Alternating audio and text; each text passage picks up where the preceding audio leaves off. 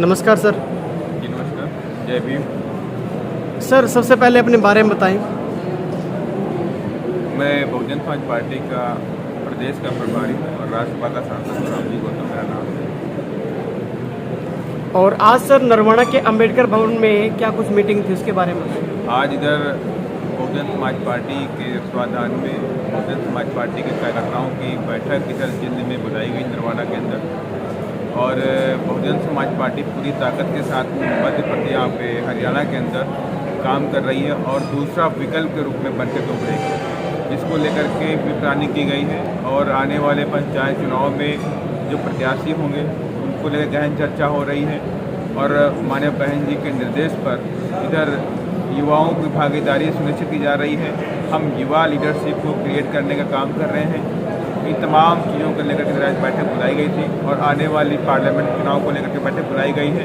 उसकी तैयारी की रूपरेखा में इधर काम चल रहा है, किस तरह से काम होगा वो रूपरेखा बनाने के लिए इधर आज मीटिंग बुलाई गई। जी, जिस तरह से हमारे देश के अंदर भाजपा की सरकार है और हरियाणा में बीजेपी और जेजेपी की सरकार है, तो विभिन्न मुद्दों को लेकर हमारी जो बहुजन समाज पार्टी है क्या कर रही है?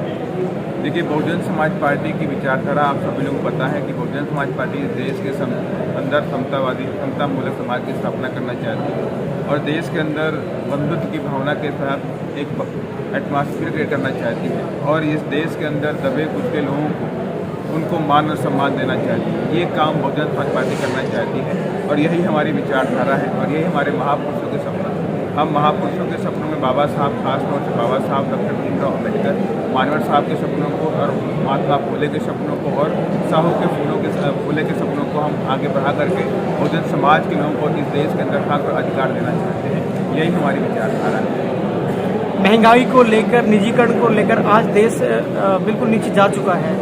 इस पर आपकी सरकार और आपकी पार्टी क्या कहती है?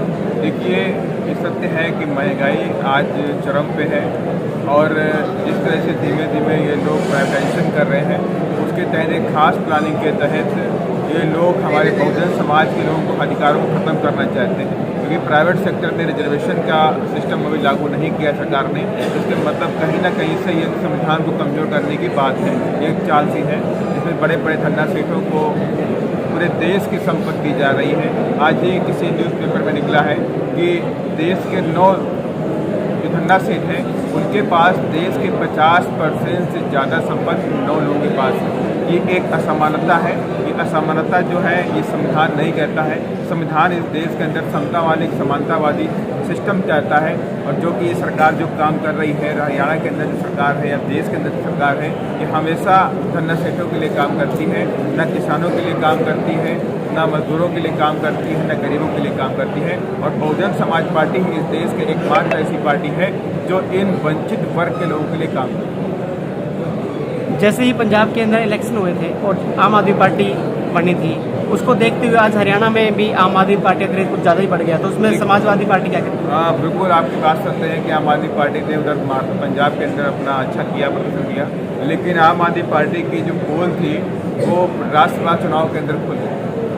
पंजाब के अंदर एक बड़े तबके ने, जो कमज़ोर वर्ग का तबका था, उस तबके ने आम आदमी पार्टी को सपोर्ट किया, लेकिन जब राज्यसभा बनाने की बारी आई तो किसी भी गरीब तबके को, उस कमज़ोर वर्ग के तबके के बंदे को उन्होंने राज्यसभा नहीं भेजा। बड़े बड़े धन्ना सेठों के लोगों को राज्यसभा भेजने का काम किया है।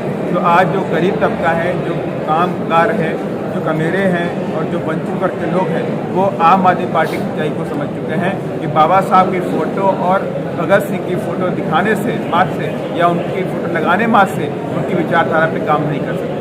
उनकी विचारधारा को आगे बढ़ाना है तो उनके बताए हुए रास्ते पे चल करके इस वंचित, गरीब और दलित समाज के लोगों को भी हक और अधिकार देना पड़ेगा। जी धन्यवाद।